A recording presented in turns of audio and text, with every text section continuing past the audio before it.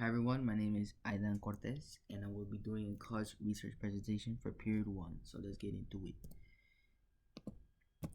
Alright, why do I want to attend college? I want to attend college because it's a better quality of life. Your experience in college will help you out when you're more an individual to make friends, and at the end of the day, when you finish your college and you have that money and you're making that money, you're going to be able to live longer with that money and be able to do a lot of good things with that and have a family eventually if you decide to do that. School debt might be a problem. I was seeing the chart on your right. This is brought to you by the NBC News.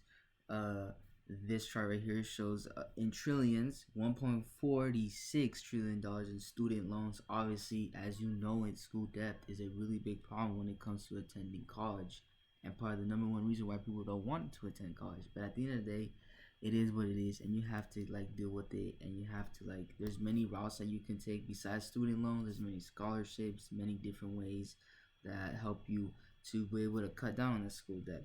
Better chance of getting a job. Obviously, when you get that major, those jobs are going to be a necessity to life and to society. For example, a doctor, an engineer that I want to be. Study my major at professional level. I want to study my major not at the high school level because you're not going to be making that money. And when you study at professional level and you apply to a job, they know that you're a professional when it comes to that type of major, and they know what you're talking about. Another option that you could take for college, if maybe you don't want to have if you're having financial problems or you need to take care of your family, you can take community college, and you can go from there to transfer to a four-year college. Although community college might be hard to get those classes when it comes to those times, but it can be very useful. Cal Poly Pomona requirements in my first college. You need to have with a GPA of 2.5 throughout your high school. That's about a C or better. ACT and SAT can be used, will not hurt you. As you know it, we're in a pandemic, so they're not going to use this if you will to get you into college. This is going to help you for your class to be able when they choose your classes. Essays are not required to Cal States, and I found this out through doing the applications. AP and harder classes will help you. Obviously, doing AP and passing the test will help you have good college credits. Just simply taking the test, simply taking the class will help you because it shows colleges you're taking that class that will help you in your major. They do offer fee waiver, and I found this out through doing the applications and if you're eligible or not. Cal State Sacramento requirements in my second college. You have to have a qualifying admission index. This means that you have to have they're accumulating your GPA with the SAT or the ACT.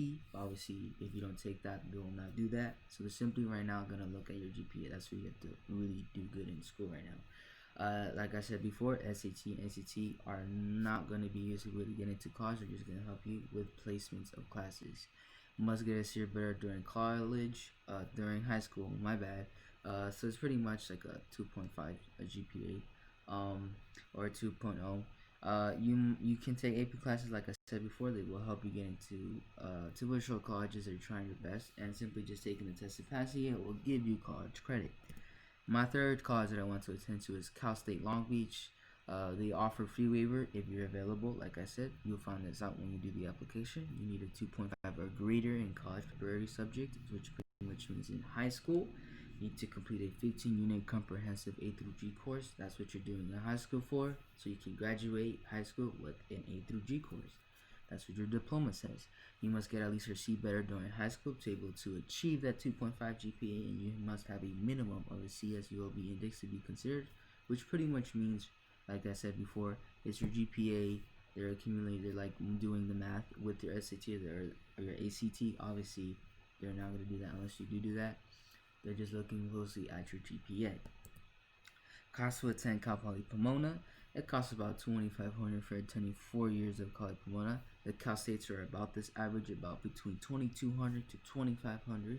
On the right, you have the housing and annual cost.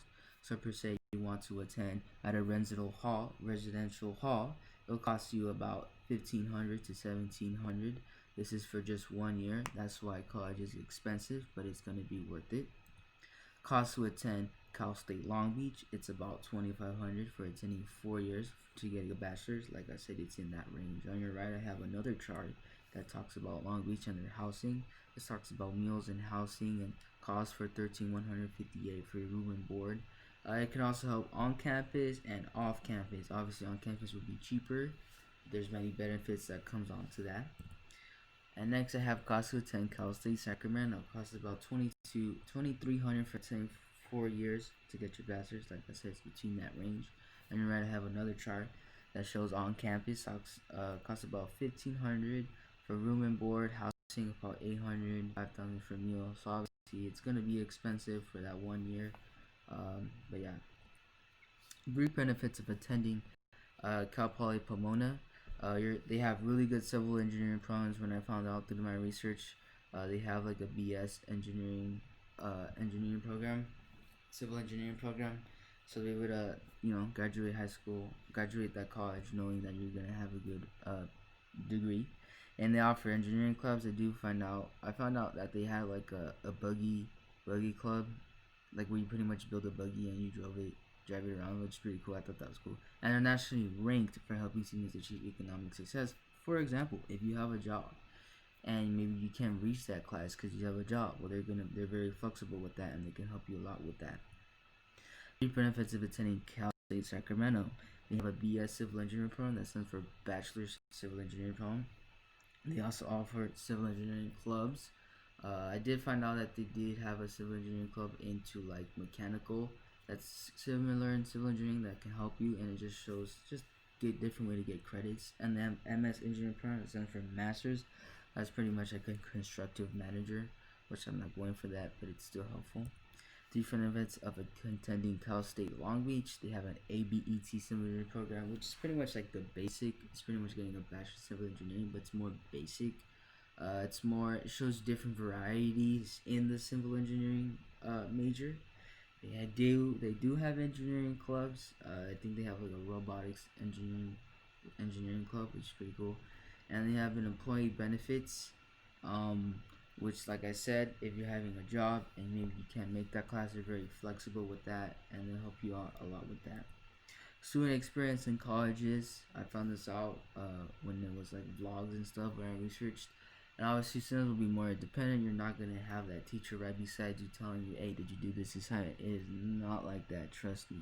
There's a lot more resources that they can help you, but it's up to you as a student to be motivated and to take those opportunities, such as tutoring, the clubs that gonna help you into being successful when it comes to college. Time management, self motivation is key out here in college because without time management, if you're not doing the proper assignments in between those days, you're not even gonna be able to finish those assignments.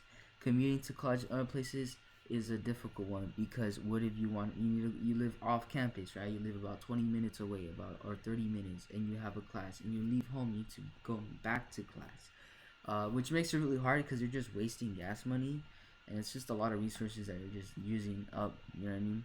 And online colleges can be difficult. Obviously, we're still in a pandemic, and I don't know if I'm gonna be doing college online. I hope not. Obviously, when it comes to difficulty, you're not gonna have your teachers right there. You're not gonna have that tutoring that's gonna help you. Although they might help you in the later run online to give you resources, but I do find that many students find out that it does help you when it comes to like working, and they would do that, but it's pretty much difficult. And my last thoughts on college is a great opportunity. You should take that opportunity. Maybe it's not for everyone. I totally get that. You can go to a trade school. You can go to the military. It is up to you. But I think it's a great opportunity. There are means choices. You can take advantages as such as your major programs. That could help a lot. School debt in the future. Obviously, school debt is going to be a problem. But like I said, student loans are there. Different programs that you can take, different routes that you can take, and jobs in the future. Obviously, through this major, you're gonna keep this job in the future, knowing that that major is gonna be used in the future. Per se, I want to be a civil engineer. I'm pretty sure they're gonna need me when it comes to buildings. So these are my last thoughts on college. I hope you guys enjoyed. It was pretty long, but I hope you guys enjoyed. And I guess you have a wonderful day. Bye bye.